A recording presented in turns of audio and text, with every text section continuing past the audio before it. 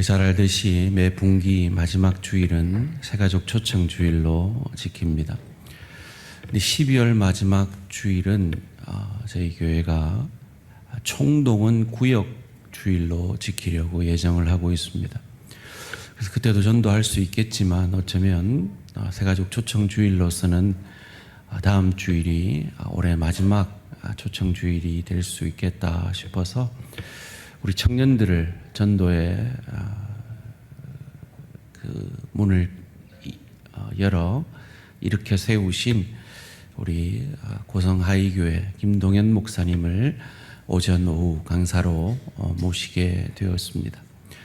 오늘 말씀 전해 주실 때 마음 활짝 열고 다음 주일 주님께서 나를 통해서 이루시고자 하는 그 뜻을 이루어드리는 우리 모두가 되기를 원합니다. 우리 목사님 나오셔서 우리가 전도해야 하는 이유 첫 번째 주제로 말씀 전해 주실 때 큰 은혜 받으시기 바랍니다. 나오실 때 박수로 환영해 주시겠습니다.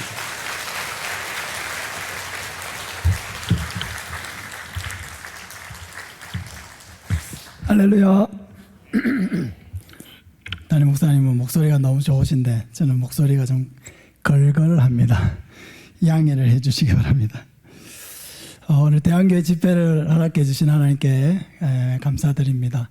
지난 8월 첫 주일에 우리 청년부에서 저희 교회 수련회를 왔었는데 전도에 대한 말씀을 듣고 싶다 이렇게 해가지고 제가 참 깜짝 놀랐습니다.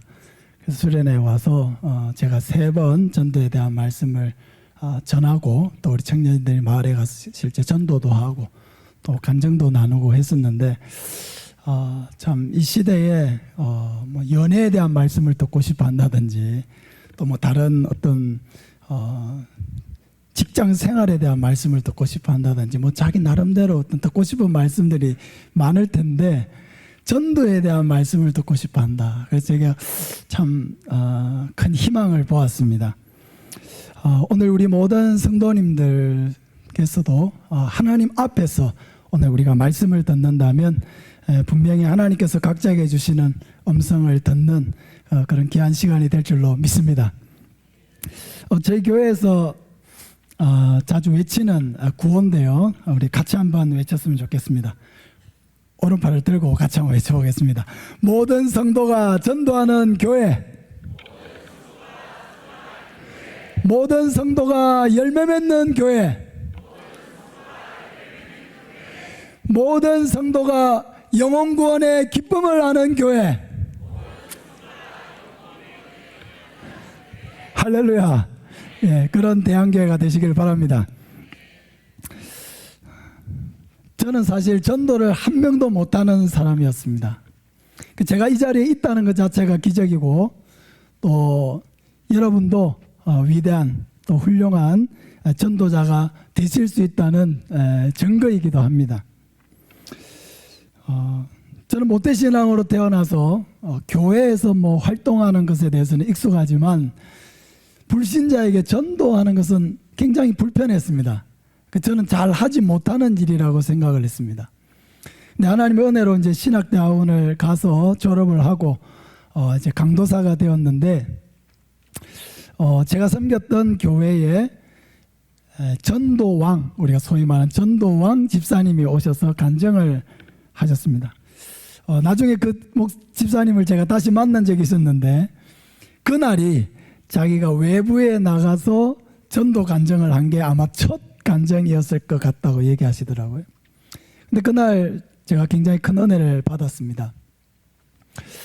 그분이 이제 뭐 간증하면서 많은 얘기를 하셨지만 어떤 얘기를 하시냐면 자기를 통해서 예수 믿은 사람이 700명이 넘고 그 중에 250명 이상이 세례를 받았다는 것입니다.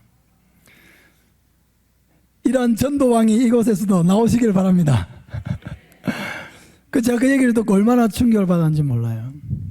나는 목사가 될 사람이고 그런데도 불구하고 나를 통해서 예수 믿은 사람이 한 사람도 없는데 어떻게 저분은 평신도로서 저렇게 많은 사람들을 구원하는 저런 귀하게 하나님 앞에 쓰임받는 사람이 되었을까. 제가 그날 그 말씀을 듣고 전도 한 명 못하는 내 자신이 너무 부끄러운 것입니다. 견딜 수 없을 정도로 부끄럽고 하나님 앞에서 참 너무 죄송스러운 마음인 거예요. 그래서 그날 제가 그 간증을 듣고 너무 큰 충격을 받고 내 자신에게 낙심이 되어서 절망 속에서 하나님 앞에 기도했습니다. 하나님, 저도 전도하고 싶습니다. 저도 전도하고 싶습니다. 영혼을 구원하는 전도자가 되고 싶습니다. 하나님 앞에 간절하게 기도했어요. 근데 그날 제가 무슨 신비로운 체험을 한 것은 아닙니다. 그런데 전도하러 나가고 싶어졌어요. 제가 그때 중동부를 맡고 있었는데 중학교에 이제 가서 전도를 하기 시작했습니다. 근데 확연하게 그 이전과 달라진 게 있었어요. 그게 뭐였냐면 부끄러운 마음이 사라졌다는 걸 알게 됐어요. 전에는 전도하러 나가면은 막 부끄럽고 막 사람들을 대하는 게 부담스럽고 빨리 들어가고 싶고 그런 마음이었거든요. 근데 그런 마음이 사라진 거예요. 그 마음속에 어떻게 하면 저 한 영혼이라도 더 교회로 오게 하고 저 아이들 예수 믿게 만들까? 그 생각밖에 없는 거예요. 그래서 초청장을 나눠주고 이제 학교 앞에 가서 전도를 하고 이렇게 했는데 놀랍게 무슨 전도를 뭐 아주 기술적으로 잘한 것도 아니고 굉장히 아날로그식으로 무대뽀로 전도를 한 건데 하나님이 사람들을 보내주시기 시작하셨어요. 그 초기에 한 40명 정도 맡았던 이제 제가 맡았던 우리 부서가 이제 가을쯤 되니까 막 80명, 100명, 120명 막 이렇게 1년 사이에 막 급격한 그런 변화가 일어나는 거예요. 그 대단한 전도 실력이 있는 것도 아닌데 하나님께서 그런 은혜를 주신다는 것을 느꼈습니다. 그래서 그 이후에 제가 오로지 뭐 부교육자로 사역을 하면서나 또 지금 담임 목사로 와서나 오로지 전도하는 일에 모든 역량을 집중해서 어떻게 하면 한 영혼이라도 더 살릴 수 있을까 그런 마음으로 사역을 하고 있습니다.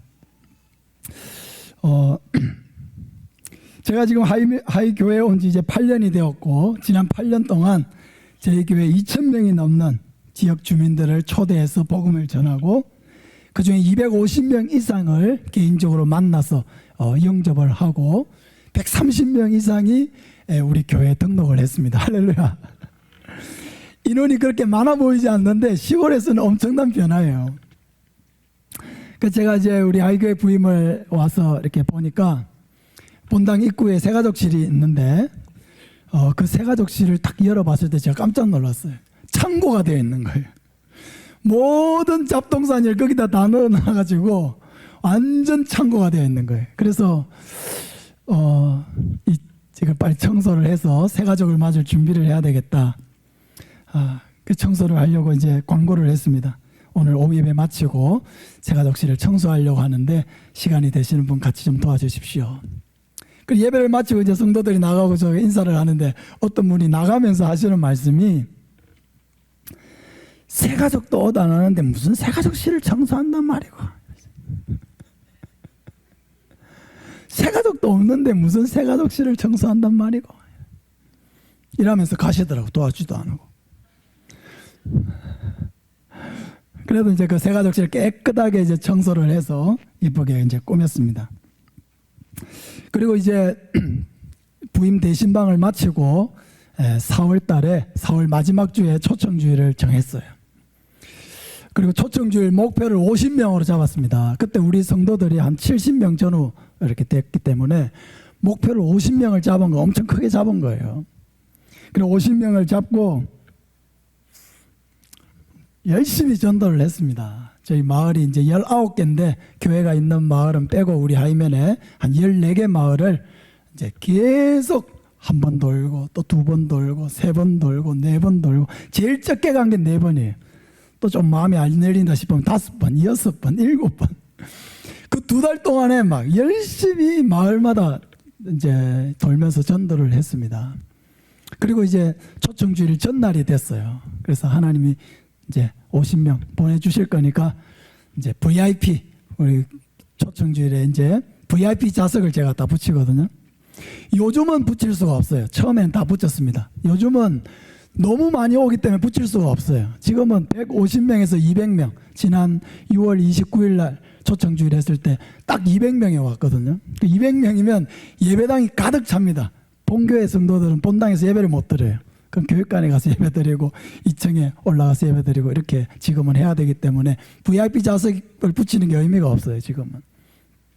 근데 그때는 이제 붙였습니다. 딱 제일 좋은 자리에 VIP 딱 붙여가지고 새 가족이 오시면 딱 거기에 앉도록 이렇게 붙였는데, 그 초청주일 바로 전날 토요일이에요. 그래서 제가 열심히 제가 이제 본당에서 VIP 좌석을 붙이고 있는데, 그 모습을 지켜본 우리 성도님 한 분이 걱정이 되셨던 것 같아요.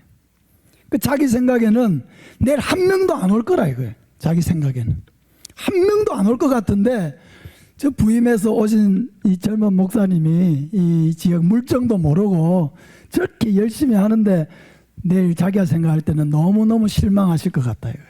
그래서 미리 마음을 좀 준비를 시켜드려야 되겠다, 책임감을 느끼신 것 같아요.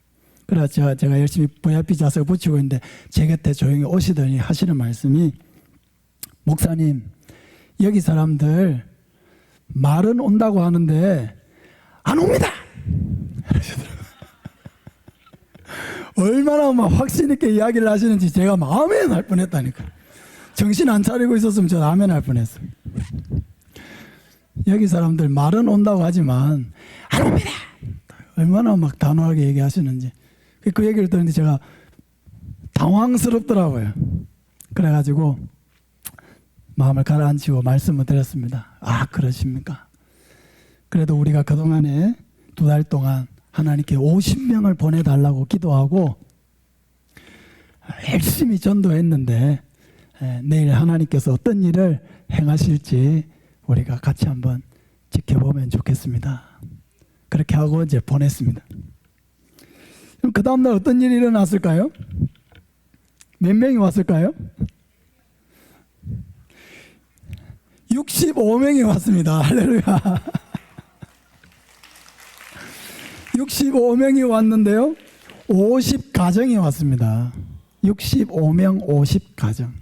저희가 50개를 선물을 준비를 했기 때문에 딱 50개가 나간 거예요. 모자라지도 않고 부족하지도 않고.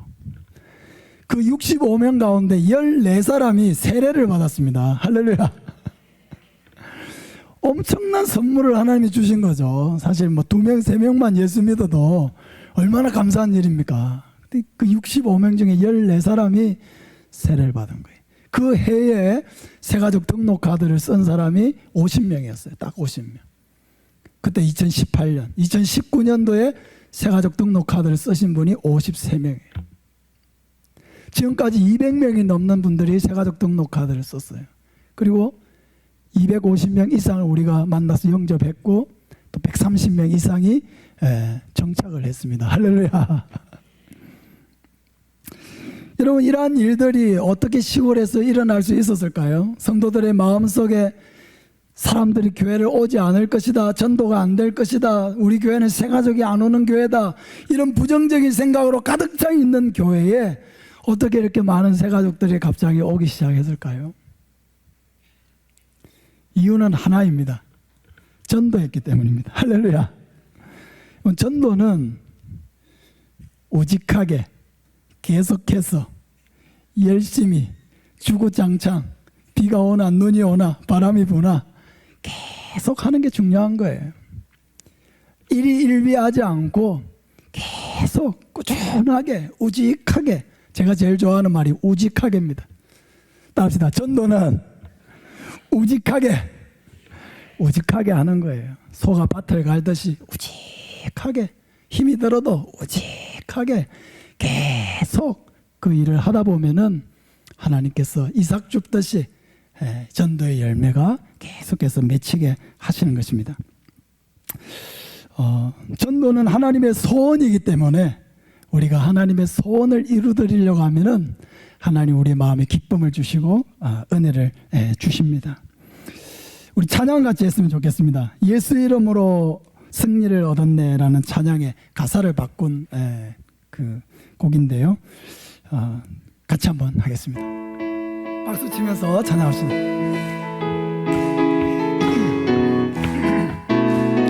대양교회로 전도를 하리라. 대양교회로 전도를 하리라. 우리 교회에 나오면은 예수님을 알게 되리라. 우리 교회에 나오면은 구원을 얻으리. 연제구를 넘어 부산시를 지나 어디든 가리라. 전국 방방곡곡 세상 땅끝까지 어디든 가리라. 대신자를 위해 기도하면 하나님이 함께 하시고, 전도자가 가는 그곳에는 성령님 함께 하시네. 함께 전도해요, 함께 전도해요. 힘은 더 커져요. 함께 전도해요, 함께 전도해요. 기쁨도 더 커요. 예수님의 사랑 누구든지 알게 하고 싶어졌어요. 십자가에 담긴 모든 비밀 나는 우리 함께 전도요. 함께 전도해요, 함께 전도해요. 힘은 더 커져요. 함께 전도해요, 함께 전도해요. 기쁨도 더 커요. 예수님의 사랑 누구든지 알게 하고 싶어졌어요. 십자가에 담긴 모든 비밀 나누고 싶어요. 할렐루야, 아멘. 오늘 본문에서 전도해야 될 세 가지 이유를 나누고자 합니다. 첫째는 천국과 지옥이 있기 때문에 전도해야 합니다. 22절 23절을 보면은 이에 그 거지가 죽어 천사들에게 받들려 아브라함의 품에 들어가고 부자도 죽어 장사됨에 그가 음부에서 고통 중에 눈을 들어 멀리 아브라함과 그의 품에 있는 나사로를 보았다 했습니다. 한 부자가 있었습니다. 이 사람은 자색 옷과 고운 베옷을 입고 날마다 호화롭게 즐기면서 살았습니다. 이 사람의 삶은 화려했습니다. 부족함이 없었습니다. 근데 이 사람에게 문제가 있었어요. 그게 뭐냐? 죽음을 준비하지 않았다는 것입니다. 이 사람의 마음속에는 오직 이 땅에서 어떻게 하면 더 잘 먹고 잘 살고 더 누리고 더 행복하게 살까, 오직 여기에만 관심이 있었지 천국과 지옥이 있다는 것을 모르고 죽음 이후의 삶을 준비하지 못했다는 거예요. 누가복음 12장에도 어리석은 부자가 한 명 나오죠. 이 사람은 집에 너무 소출이 많아서 쌓아둘 곳이 없었습니다. 그래서 마음속으로 생각했죠. 아, 내가 이 작은 곳간을 헐고 더 크게 짓고 많은 것을 거기에다가 쌓아두어야 되겠다.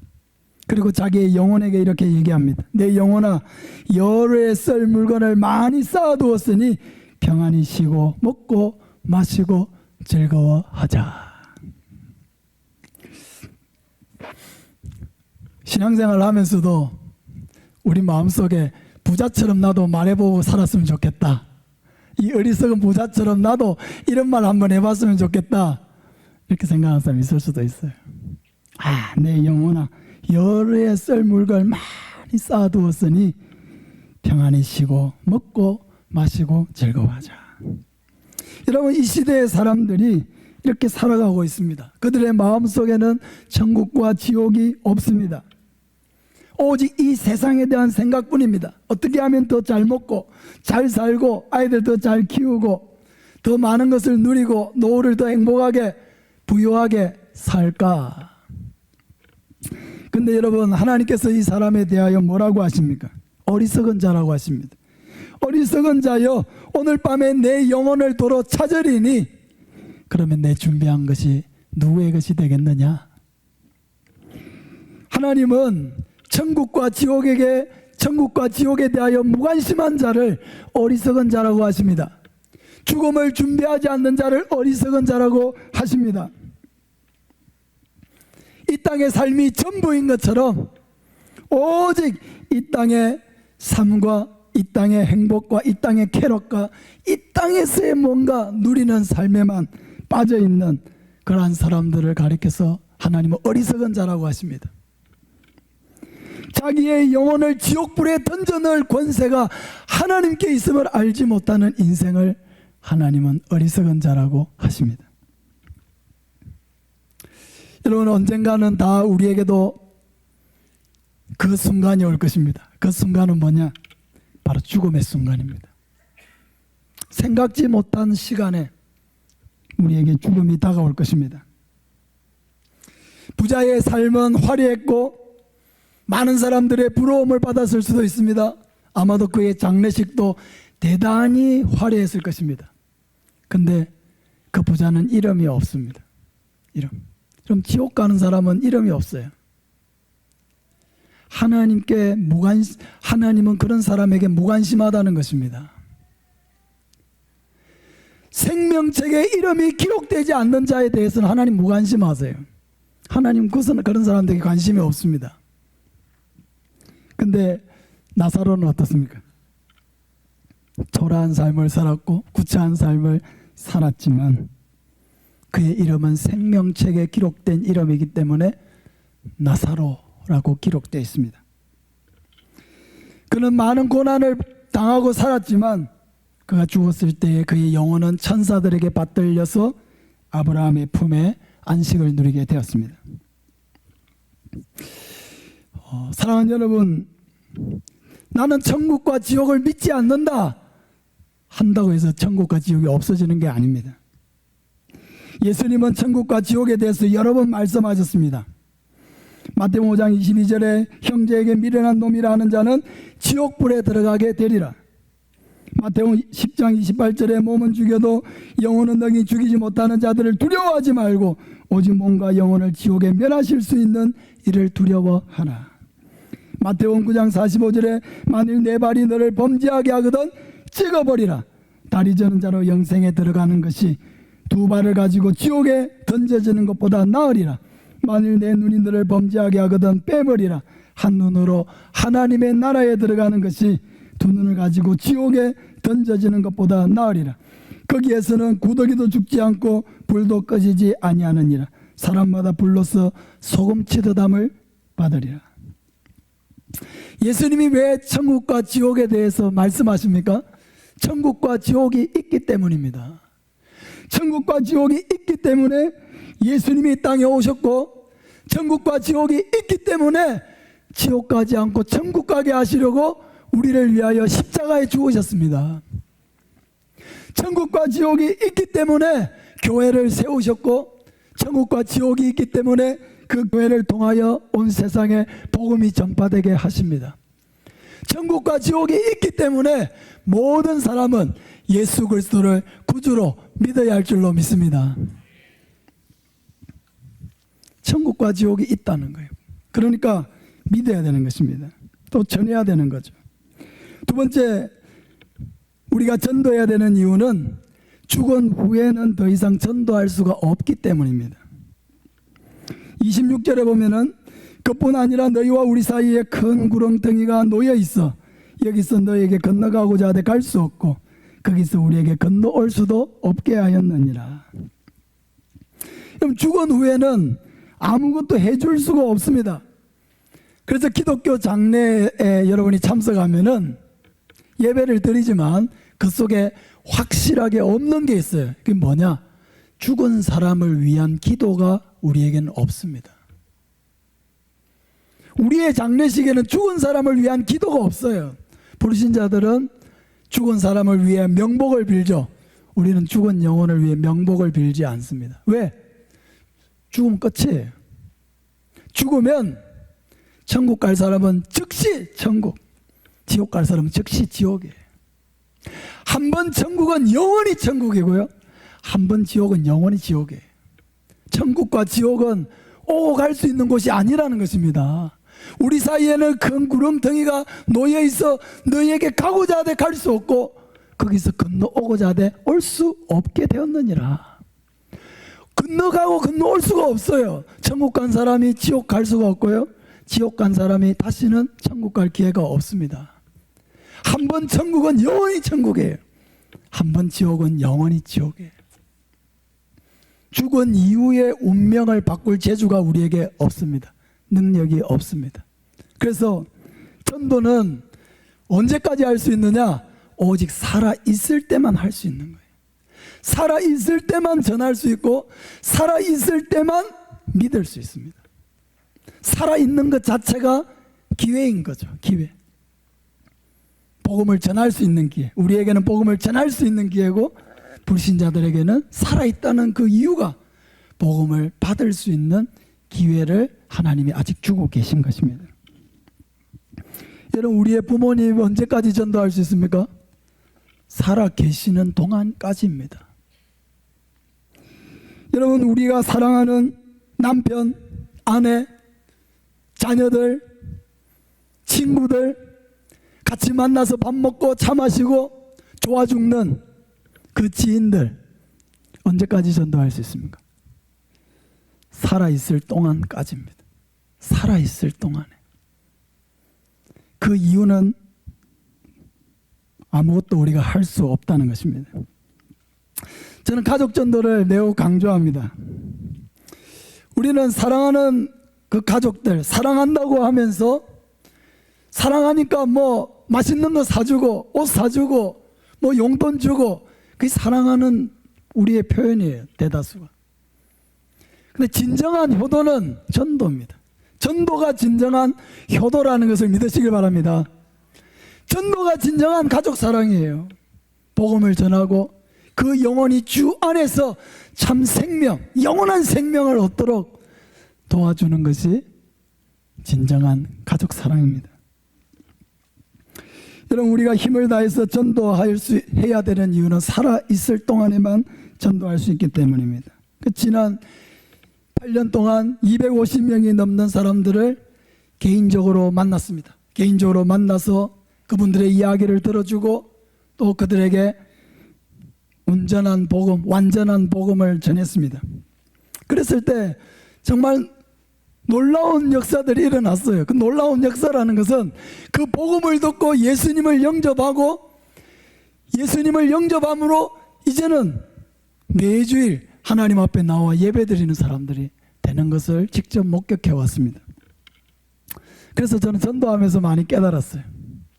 전도를 안 하는 사람들은 이렇게 얘기해. 전도가 안 됩니다. 말해도 오지 않습니다. 전 사람들은 예수 믿을 필요가 없습니다. 그건 다 뭐냐? 전도 안 할 핑계들이에요. 저는 많은 불신자들을 만나보면서 깨달았습니다. 불신자들은 정말로 복음을 기다리고 있다는 것을 깨달았어요. 몰라서 못 믿는 거예요. 불신자들이 왜 예수를 못 믿느냐? 몰라서 못 믿어요. 아무도 자기에게 와서 왜 예수를 믿어야 되는지, 무엇을 믿어야 되는지 아무도 그것을 진지하게 가르쳐주는 사람이 없는 거예요. 그러니까 그냥 자기가 살아온 대로, 보았던 대로, 들었던 대로 우상숭배하면서 사는 것을 이상하게 여기지 않는 거예요. 아무도 그것이 잘못된 것이다, 호황된 것이다, 우리를 위해 십자가에 죽으신 예수 그리스도를 믿을 때 우리의 죄가 용서받고 하나님이 자녀가 되고 영원한 천국을 얻는다. 우리는 다 알고 믿고 있는 이 복음을 단 한 사람도 찾아와서 자기에게 진지하게 말해준 사람이 없었기 때문에 믿지 못하고 있다는 것을 알았어요. 그래서 우리는 어떻게든 한 사람이라도 만나서 그의 삶의 이야기를 들어주고 고민을 들어주고, 당신의 문제를 내가 해결해 줄 수는 없지만은 그러나 해결해 주실 분이 있다. 바로 예수님이다. 예수님. 예수님을 믿으면 그 예수님께서 내 인생에 함께 해주시고 도와주시고 의지가 되어주시고 너의 문제를 해결해 주실 수 있다. 이 땅의 문제뿐만 아니라 영원히 우리가 해결할 수 없는 죄의 문제를 해결해서 우리가 영원히 천국에 갈 수 있는 길이 되어주신다. 이 단순하고 이 명확한 복음을 여러분 우리는 전해 주어야 하는 것입니다. 살아있을 때밖에 없어요. 그 초청주일이라는 게 참 중요한 것입니다. 초청주일에 여러분 어떻게든 참석을 시키세요. 가족들, 밥을 2그릇 3그릇 사서도 안 되면 5번을 사주고 용돈을 줘서라도 데려다가 여기다 앉혀놔야 되는 거예요. 그래서 하나님의 말씀이 있는 곳에 앉아야 그들의 삶의 변화가 있고 역사가 일어나는 거예요. 여기다 앉혀놓는 것까지는 하는 거예요. 열심히 하고 그 다음에 변화시키는 것은 하나님께 온전히 맡기고 기도해야 하는 것입니다. 마지막으로 우리가 전도해야 되는 이유는 하나님께서 우리에게 이 사명을 맡기셨기 때문입니다. 27절부터 보면 이르되 그러면 아버지여 구하노니 나사로를 내 아버지의 집에 보내소서. 내 형제 5이 있으니 그들에게 정언하게 하여 그들로 이 고통받는 곳에 오지 않게 하소서. 아브라함이 이르되 그들에게 모세와 선지자들이 있으니 그들에게 들을지니라. 이런 부자는 죽고 나서야 사태의 심각성을 알게 됐어요. 화려한 삶을 살았는데 죽는 즉시 지옥에 와 있는 거예요. 어마어마한 불구덩이에 와서 고통받고 있는 자신을 보게 되었습니다. 그때서야 이 땅의 삶이 끝이 아니고 죽은 이후의 삶이 있다는 걸 알게 됐어요. 나사로가 가 있는 천국이 있고 내가 와 있는 지옥이 있다는 것을 알게 된 거예요. 근데 그때는 이미 늦었습니다.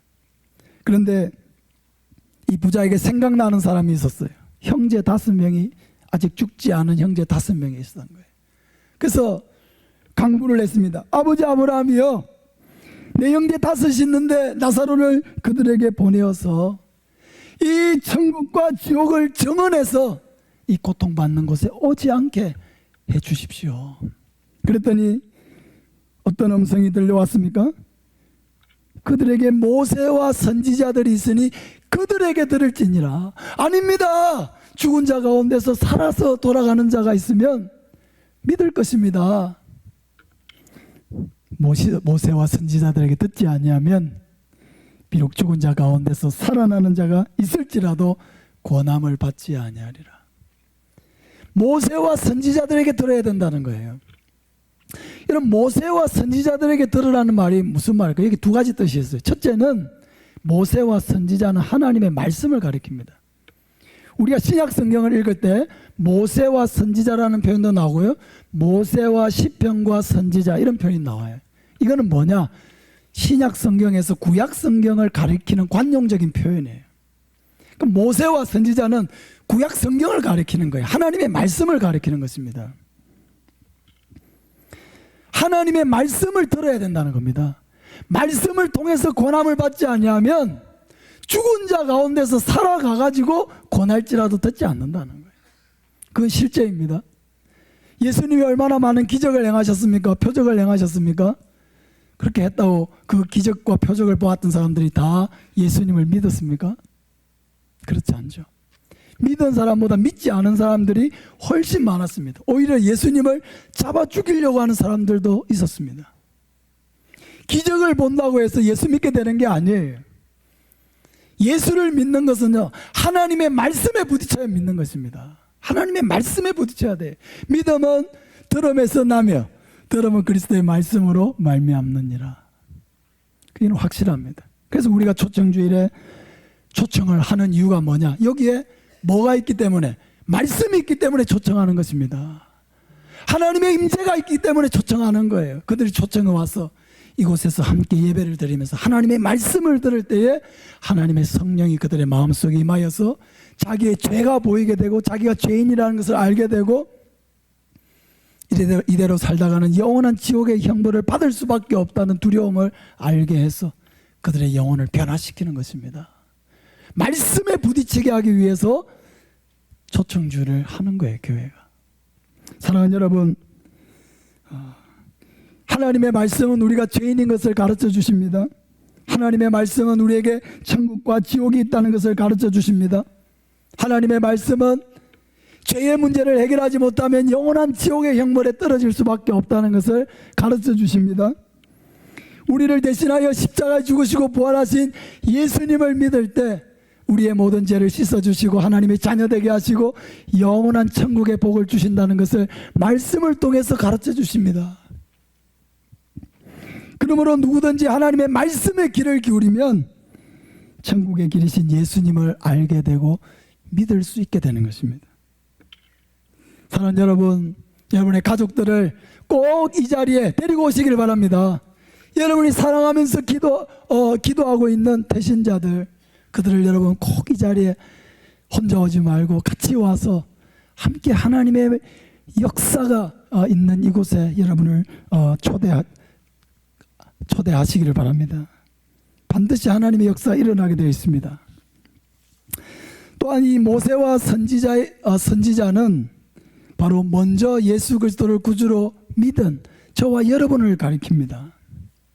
이런 모세와 선지자는 하나님의 말씀을 받아서 사람들에게 전해준 사람들이에요.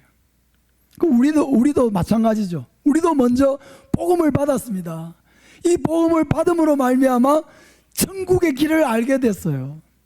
죄의 문제, 내가 해결할 수 없는 죄의 문제를 해결할 수 있는 방법이 무엇인지를 알게 되었습니다.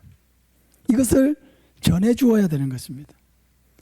이 부자는 지옥에 갈 때까지 아무도 그 얘기를 해주는 사람이 없었어요. 듣지를 못했습니다. 자기도 관심을 갖지 못했고 아무도 자기에게 그 천국의 길에 대해서 알려주지 않았어요. 우리는 이 모세와 선지자의 사명을 다해야 된다는 것입니다. 알려줘야 될 사명이 있다는 거예요.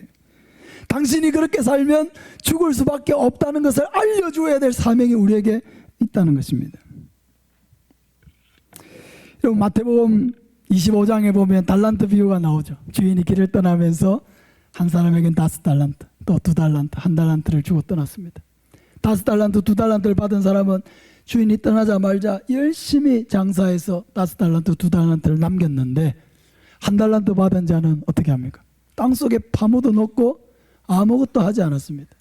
주인이 돌아와서 5달란트, 2달란트 받은 자는 칭찬했지만 1달란트 받은 자는 책망을 했어요. 그 1달란트까지도 빼앗아 버렸어요. 쫓겨나서 슬피 울며 이를 갈게 되었습니다. 여러분, 우리가 하나님께서 우리에게 맡겨주신 이 복음의 사명, 모세와 선지자가 되어서 하나님의 말씀을 세상에 전하고 천국의 길을 전해야 될 이 사명을 우리에게 맡겨주셨는데, 나는 은사가 없어요, 나는 능력이 없어요, 나는 말해도 사람들이 듣지 않아요, 이렇게 하면서 핑계만 찾는 것은 1달란트 받은 자와 같이 행동하는 거예요. 교회 안에는 물론 5달란트 받은 사람처럼 전도를 상당히 잘하는 사람들이 있습니다. 또 어떤 사람은 그만큼은 안 돼도 2달란트 받은 사람처럼 또 나름대로 열심히 전도해서 또 열매를 얻어가는 사람들이 있습니다. 근데 교회에는 1달란트 받은 사람처럼 하는 사람들이 더 많아요.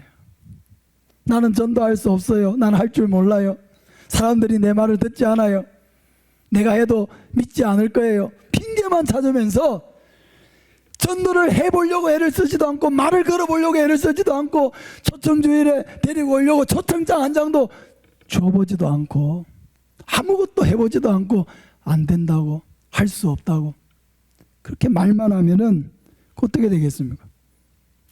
책망받을 수밖에 없는 거죠. 너를 많은 사람 가운데 천에 하나 만에 하나 구별해서 너를 택한 나의 백성으로 삼은 것은 너로 하여금 많은 사람들이 구원받기를 원하는 나의 소망이 있었는데, 왜 너는 네가 구원받은 것만 만족하고 죽어가는 영혼들에게 그렇게 무관심할 수가 있느냐? 하나님은 모든 사람이 구원을 받으며 진리를 아는 데 이르기를 원하시는데, 내가 그렇게 그 한 영혼의 구원을 원하고 한 죄인이 돌아오면 천국에서는 회개할 것이 없는 의인 99보다 내가 더 기뻐한다고 했는데, 왜 너는 내가 그렇게 기뻐하는 영혼 구원에 관심이 없고 예배만 드리고 찬송만 하고 교회 봉사만 하면 내가 할 일은 다 하는 것처럼 그렇게 생각하고 있는 거야? 사랑하는 여러분, 핑계대는 사람이 되지 말고 하나님께서 각자에게 주신 은혜대로 사람들을 권하고 전도하는 삶을 살아가시길 바랍니다. 제 말씀을 정리하면서 그럼 우리가 어떻게 전도할 수 있느냐? 첫째는 와보라 전도입니다. 와보라 전도. 와보라 전도는 뭐냐? 내가 직접 복음을 다 설명할 수는 없지만 복음을 들을 수 있는 것으로 인도하는 역할을 하는 것을 와보라 전도랍니다. 와보라 전도. 제가 정한 이름입니다. 와보라, 와봐. 와보면, 여기 와보면 여기에 말씀을 들을 수 있고 천국의 길을 알려주는 사람이 있으니 이 자리까지 와보라, 와보라. 그 와보라 하기 위해서 어떻게 해야 됩니까? 우리가 입을 열어서 담대하게 초대해야 합니다. 어떤 분들은 이렇게 생각하는 분들이 있어요. 그냥 전도 이런 얘기 안 하고 그냥 평소에 잘해줘가지고, 잘해줘가지고 어느 순간 마음이 열리겠지. 그러면서 아무 얘기도 안 하고 막 그냥 잘해주기만 하면 된다고 생각하는 분들이 있어요. 근데 열심히 잘해주다가 나중에 우리 교회 한번 올래? 이렇게 하면요. 그 사람들이 뭐라고 하냐면, 네 교회 데리고 가려고 잘해줬지. 오히려 더 반감을 삽니다. 차라리 여러분 대놓고 이야기를 하세요. 난 네가 예수 믿었으면 좋겠다. 네가 천국 백성 되었으면 좋겠다. 하나님의 자녀 되었으면 좋겠다. 우리 교회 다녔으면 좋겠다. 대놓고 이야기하고 잘해주세요. 그게 더 나아요. 그리고 여러분 초청주일에 꼭 모시고 오시길 바랍니다. 우리 교회 여러 부류의 성도들이 있어요. 초청주일에 한 번 참석하고 예수 믿은 사람이 있습니다. 초청주일에 2번 참석하고 예수 믿은 사람이 있습니다. 초청주일에 3번 참석하고 예수 믿은 사람이 있습니다. 초청주일에 4번 참석하고 예수 믿은 사람이 있어요. 그래서 제가 성도님들께 그래요. 평소에 예배 시간에 참석시키려고 하는 것도 좋은데, 여러분이 전도하고 싶은 사람이 있으면 초청주일만 10번을 참석시키겠다. 그런 결심을 가지고 한번 초대해 보시라 그래요. 그러니까 한 번만 와도 예수 믿는 사람이 있더라고요. 한 번만 와도 그날 은혜를 받고 예수 믿는 사람이 있고요. 2번 참석하니까 예수 믿는 사람이 있고, 3번 참석하니까 예수 믿는 사람이 있고, 계속 하다 보면은 하나님께서 그때그때 부르시는 사람이 있더라고요. 그래서 여러분도 그런 결심을 가져보시기 바랍니다. 우리 대한교회는 분기마다 한 번씩 하니까 1년이면 4번 초대할 수 있어요. 최소한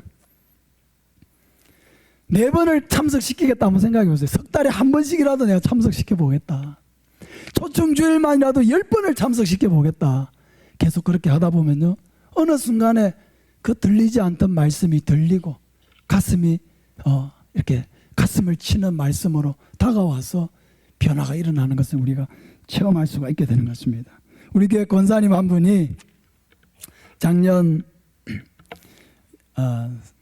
4월달 초청주일이 있었는데, 그때 한 사람을 전도했어요. 권사님인데 평생 첫 전도의 열매예요. 평생 첫 전도의 열매. 근데 그 첫 전도의 열매를 얻게 된 과정이 되게 재밌습니다. 권사님 어떻게 전도하게 됐습니까? 물으니까 권사님이 초청주일이 다가오고 목사님은 계속 전도에 대한 말씀을 전해서 가지고 내 마음이 엄청나게 부담이 되는데 데려갈 사람이 없더라는 거예요. 어떡하나 이러고 있는데, 그렇다고 혼자 가기는 너무 부끄럽고 누군가를 꼭 데리고 가긴 해야 될 것 같은데, 찾아보니까 자기 직장에 같이 이제 직장 동료인데 마음이 좀 순한 사람이 있는 거예요. 그래서 이제 그분한테 깨놓고 얘기를 한 거예요. 내가 하이교회 권사다. 근데 내가 초청주일이 다가오는데 내가 아무도 못 데리고 교회를 가면 이 우사가 보통 우사가 아니다. 네가 한 번만, 딱 초청주일에 딱 한 번만 오면 와가지고 내 체면 좀 살리도, 이랬다는 거예요. 여러분 얼마나 솔직합니까? 얼마나 솔직합니까? 근데 그 진심, 그 진심이 통했어요. 그래가지고 이 직장 동료가 한번 와줬습니다. 여러분 대한민국 사람들은 정이 많잖아요. 정이. 진심으로 얘기하니까 아유 그래 뭐 한 번 내가 그 못 가주겠나 이렇게 해가지고 온 거예요. 왔는데 그날 은혜를 받았어요. 할렐루야. 그래가지고 한 번만 와달라고 부탁했던 그분이요, 그 다음 주부터는 알아서 오는 사람이 됐어요. 한 2달 정도 지나니까 그분이 새벽 기도에 와서 앉아 계시더라고요. 새벽 기도에. 여러분 믿는 사람도 새벽 기도하기 참 어렵죠. 그 불신자를 억지로 새벽 기도를 나오라고 하면 그 나오겠습니까? 억지로 되는 건 아무것도 없죠. 자기가 알아서 나온 거예요. 우리 원로 장로님이 제일 일찍 나오시거든요. 5시 새벽 기도인데 보통 4시에 나오시거든요. 이 불신자가 3시에 막 이렇게 나오는 거예요. 어떻게 이렇게 일찍 새벽 기도를 나오셨습니까? 물어보니까 잠이 없다는 거예요. 밤에 잠이 안 온다는 거예요. 자기는 잠이 없대요, 밤에. 그래서 일찍 왔다는 거예요, 교회. 그 일찍 와가지고 성경을 읽고 계시더라고. 여러분, 누가 사람을 그렇게 바꿀 수 있습니까? 변화시킬 수 있습니까? 하나님이 하신 거죠. 하나님이. 말씀을 듣는 자리에 앉혀놓으니까 하나님의 성령이 그 말씀을 통하여 그 영혼에게 천국과 지옥을 알게 하시고 진리를 알게 하셔서 내가 예수 그리스도를 믿어야 되겠다는 마음을 그 성령님께서 주신 거죠. 사람이 억지로 그렇게 할 수가 없는 거잖아요. 그래서 이렇게 전도하든 저렇게 전도하든 이 말씀이 있는 자리에 앉혀놓는 게 이렇게 중요하구나 제가 깨달았어요. 사랑하는 여러분, 다음 주에 데려올 사람을 정해놨는지 안 정해놨는지 모르지만은 여러분 방법이 없으면 우리 권사님처럼 한번 해보세요. 가까운 친구에게, 야, 내가 대한교회 집사다, 권사다, 장로다, 네가 한 번만 딱 와서 내 체면 좀 차려도 내 체면 좀 살려줘라. 그렇게 진심으로 얘기하면요, 한국 사람들은 아이고 그 한 번 내가 가줄게, 그 정도는 다 합니다. 그렇게라도 해서 방법이 어떤 방법이든지 여러분 말씀을 있는 자리로 여러분 데려다 놓으세요. 그게 하나님의 역사를 체험하게 하는 가장 중요한 방법입니다. 여러분 태신자를 위해서 매일 기도하시기 바랍니다. 그 태신자라는 말보다 제가 더 좋아하는 말이 지옥 가면 안 될 사람이에요. 그 태신자는 내가 부모되고 안 부모된다 이렇게 생각할 수 있는데 지옥 가면 안 될 사람 딱 해가지고 적어보세요. 내 주변에 믿지 않는 사람들 가운데 지옥 가면 안 될 사람 해가 1번부터 적어보세요. 그러면 가장 내가 사랑하는 사람들부터 이름을 적게 될 것입니다. 적을 사람이 없을 거라 생각. 태신자 작정하세요 하면은 적을 사람이 없는데요. 많이 적어야 2명이고 3명이고 5명이에요. 근데 지옥 가면 안 될 사람 해가지고 적어보세요. 10명, 20명, 30명도 쉽게 적을 수가 있어요. 예, 여러분 이 영혼들을 위해서 기도하시길 바랍니다. 또 교회 행사가 있을 때 여러분 초대하세요. 불신자들이 예배로 바로 오기가 어렵다면은 바자회나 한마음 운동회나 교회 소풍이나 음악회나 성탄 발표회나 절기가 있거나 이럴 때 편하게 올 수 있는 자리에 초대하세요. 그러면은 한 번씩 교회 뜰을 밟다 보면은 그 뭐든지 친근해지면은 마음이 열리는 거예요. 마음이.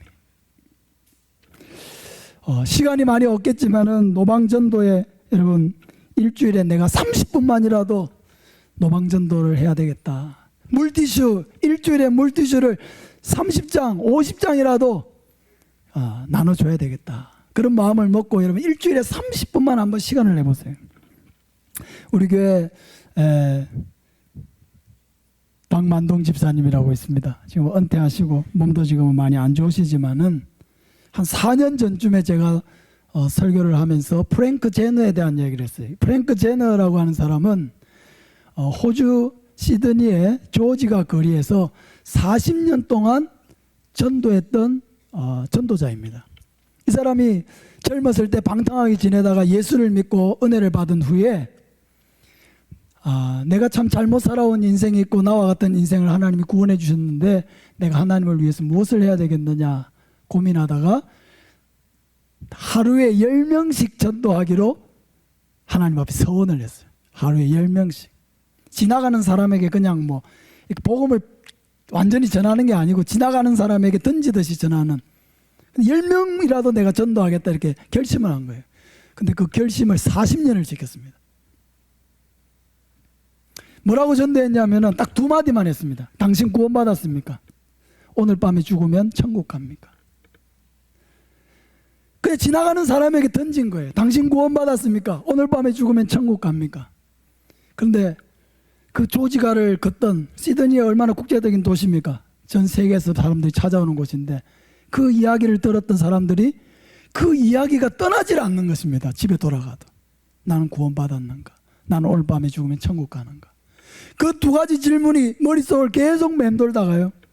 많은 사람들이 교회로 다시 떠났던 사람이 교회로 찾아오게 되고 예수를 믿게 되고 또 은혜를 받아서 선교사가 되고 목사가 된 사람들이 엄청나게 전 세계에서 생겨나게 된 거예요.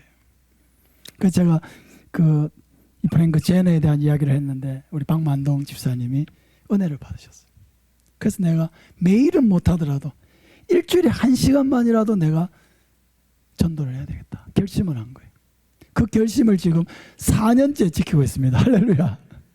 올해 10월이 되면 4년이에요. 만 4년이 됩니다. 그래서 삼천포 용궁시장 버스터미널 여러 곳에 가서 한 번 나가면 물티슈 100개를 주고 오는 거예요. 물티슈 100개를. 우리가 대단한 것을 내가 할 수 없다고 하지만 노방전도를 하는 것은 전도를 할 수 있는 첫 시작이 될 수 있어요. 시작. 그게 노방전도를 하다 보면 우리 마음속에 담대함이 생기게 됩니다. 여러분 혼자 전도하기 힘들면 전도팀에 와서 함께 또 전도하시기 바랍니다. 혼자보다 또 함께하면 힘을 얻게 됩니다. 그 유튜브에 내가 매일 기쁘게라든지 새롭게 하소서 이런 이제 기독교 방송 프로그램이 있는데 간증 프로그램입니다. 예, 그런 유튜브가 많이 있습니다. 새롭게 하소서, 내가 매일 기쁘게 이런 걸 치면은 유튜브에 많은 간증들이 있습니다. 그 간증자들이 이제 뭐 목사님들도 나오고 연예인들도 많이 나와요. 그래서 내가 들어보고 은혜가 되면은 불신자들에게 이 간증을 유튜브 간증을 보내주는 것입니다. 또 담임 목사님을 여러분 많이 자랑하시기 바랍니다. 담임 목사님 설교를 공유하시길 바랍니다. 우리 교회에 이렇게 오시는 분들 중에 그런 이야기 하시는 분들이 많아요. 우리 성도들이 자기를 전도한 사람이 목사님이 좋다고 그렇게 자랑한다는 거예요. 목사님이 좋다고. 그래가지고 야 얼마나 좋길래 저렇게 침이 마르도록 자랑을 하는가 그렇게 하면서 궁금해서 왔다는 거예요. 여러분 목사님을 자랑하라고 하는 이유가 뭐냐면 목사님에 대한 그 불신자가 목사님을 만나지 않았지만 목사님에 대한 좋은 이미지를 가지고 예배를 참석하면 말씀의 은혜가 됩니다. 왜? 처음부터 마음의 문을 열고 말씀을 들으니까 좋은 목사님이라는 이미지를 내가 가지고 와서 말씀을 들으니까 그 마음의 문이 활짝 열린 채로 듣는 거예요. 그 은혜 받기가 좋은 거예요. 불신자들이 왔을 때. 그래서 목사님을 많이 여러분이 자랑하시길 바랍니다. 또 교회 자랑도 많이 하고 받은 은혜도 많이 나누시기 바랍니다. 우리 교회 집사님 한 분이 전도를 받아서 예수를 믿고 너무너무 행복한 시간들을 보냈어요. 이 첫사랑의 그 은혜가 너무 큰 거예요, 이분에게. 그래서 이분이 예수 믿은 지 불과 한 달 반 만에 새벽 기도를 나오기 시작해서 지금까지 지금 이제 2021년도 1월 달에 예수 믿어가지고 지금까지 새벽 기도를 잘 오시는데 이분이 늘 새벽 기도를 마치고 어디를 가냐면은 잘 아는 언니가 운영하는 CU에 갔어요. CU. 그 CU가 24시간 이렇게 돌아가지 않습니까? 그 언니가 6시 되면 출근하는 거예요. 그 새벽 기도 마치고 기도하고 가면 한 6시 반쯤 되는 거죠. 그래 가가지고 계속 교회를 자랑하고 우리 교회가 이런 교회야. 오늘 새벽에 목사님 이런 말씀하셨는데 이게 너무 마음의 은혜가 되고 위로가 되고 힘이 되었어.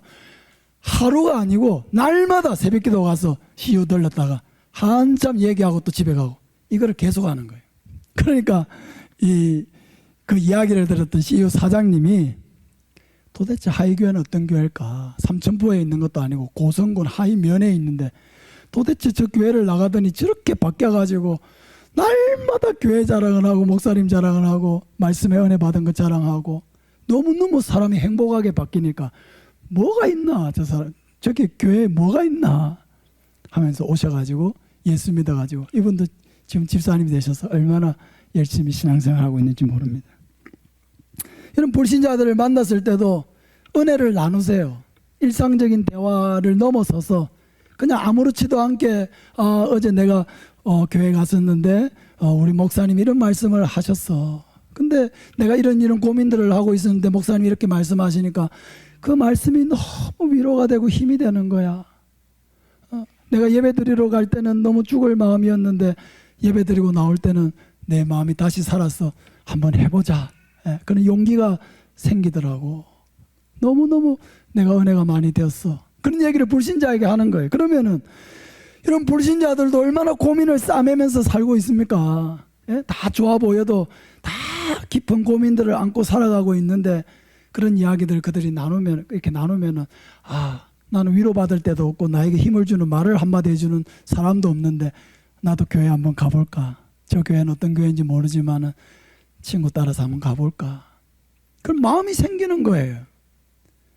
그렇게 와서 말씀을 들으면 얼마나 좋습니까? 말씀을 들으면 힘이 되고 위로가 되고, 이 예배 1시간 드릴 때, 여러분 예배는 우리가 1시간을 드리지만 일주일에 우리가 보내는 시간들을 한번 생각해 보세요. 예배 1시간을 대체할 수 있는 어떤 시간도 없어요.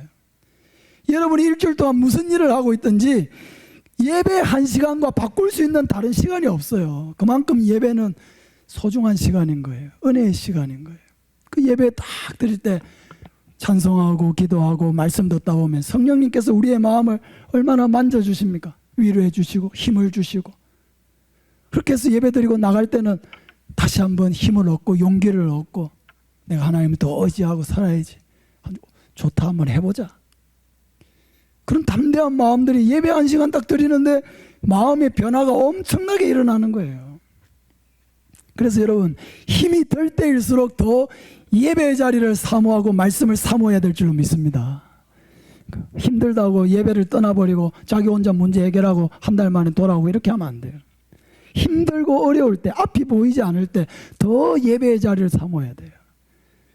그래서 성령님의 인도를 받을 수 있고 하나님이 주시는 은혜를 누리게 되는 것입니다. 마지막으로 유인물에는 없는데 들어볼까라고 하는 인터넷 사이트가 있습니다. 들어볼까, 그냥 네이버나 다음 같은데 들어볼까 이렇게 한번 쳐보세요. 들어볼까? 그럼 들어볼까에 이제 그 나오는데, 그 사이트에 들어가면은 많은 우리가 알고 있는 연예인과 유명인들, 그분들이 어떻게 처음에 예수님을 믿게 되고 변화되어서 지금 어떤 삶을 살고 있는지에 대해서 아주 다양한 감정들이 토막토막 이렇게 올라와 있어요. 들어볼까라고 하는 이 채널은 전도를 위해서 만든 특별한 채널이에요. 예, 그래서 들어볼까를 한번 쳐보세요. 들어와 보세요. 여러분이 들어보세요. 그래서 거기에 나오는 많은 연예인들의 그런 유명인들이 어떻게 처음에 예수님을 믿게 됐는지, 그것을 여러분이 은혜가 되면 또 전도하고 싶은 사람들에게 전해 주시기를 바랍니다. 그리고 이제 물맷돌 전도가 있는데, 이것은 우리가 와보라 전도는 내가 전도하지는 않았지만, 그죠? 불신자들을 말씀을 듣는 자리로 초대해서 목사님이 복음을 전하게 하는 거죠. 근데 물맷돌 전도는 내가 복음 전하는 훈련을 해서 실제로 내가 복음을 전해보는 것이 물맷돌 전도예요. 여러분이 알 수 있는 두 가지 이제 좋은 방법이 있는데, 하나는 천국 가는 약도라고 하는 전도지를 가지고 전도하는 방법입니다. 제가 어떻게 전도하는지는 여러분이 유인물에 써놨습니다. 그리고 요한복음 3장 16절 전도법이 있는데, 저는 항상 전도할 때 요한복음 3장 16절 전도를 합니다. 그래서 상대방이 요한복음 3장 16절을 읽어보게 하고 그 요한복음 3장 16절의 내용을 설명을 해주는 겁니다. 그래서 어떻게 설명을 하느냐, 그건 제가 유인물에 해놨습니다. 지금 시간이 없기 때문에 맞춰야 될 것 같습니다. 초청주의를 앞두고 있기 때문에 여러분의 마음속에 부담이 있다는 것을 알고 있습니다. 근데 한번 생각해 보세요. 평생 부담만 안고 전도도 하지 않고 있다가 천국 갈 것이냐, 아니면 그 부담을 사명으로 바꾸어서 하나님이 나에게 부여하신 사명으로 여기고 어떻게든 힘이 들어도 복음 전하는 삶을 살다가 하나님 나라에 갈 거냐, 여러분이 어떤 삶을 살 건지를 한번 결단하시길 바랍니다. 그리고 한번 따라했으면 좋겠습니다. 우리 같이 한번 합시다. 부담을 사명으로, 부담을 사명으로 바꾸자. 부담을 사명으로 바꾸시기 바랍니다. 부담만 짊어지고 못해요, 안 돼요 하면서 외면하는, 전도를 외면하는 신앙생활이 아니고 그 부담을 사명으로, 내게 주신 하나님의 특별 임무로 받아서 평생의 삶을 전도하다가 많은 영혼을 살리는 인생을 살다가 하나님께로 가는 저와 여러분 되시기를 예수님의 이름으로 축복합니다. 같이 한번 기도하겠습니다. 아버지 하나님, 감사드립니다. 주님의 성령을 우리에게 더하시고 은혜를 더하셔서 오늘도 말씀으로 우리에게 찾아와 주시고 천국과 지옥이 있음을 분명하게 알게 하시며 오직 살아있을 동안에만 전할 수 있는 기회가 있고 들을 수 있는 기회가 있고 이 사명을 우리에게 주신 것을 알게 해주셨사오니 아버지 하나님, 이 부담을 사명으로 바꾸어서 우리의 부모님을 구원하고 가족들을 구원하고 내가 사랑하는 사람들을 구원하는 생명구원의 역사가 내가 살아가는 모든 삶의 순간순간에 일어날 수 있도록 인도하여 주시옵소서. 다음 주 초청주일이 있습니다. 주님 혼자 오지 않고 함께 올 수 있는 사람들을 붙여주시옵소서. 내 입을 열어 선포할 수 있는 용기를 주시옵소서.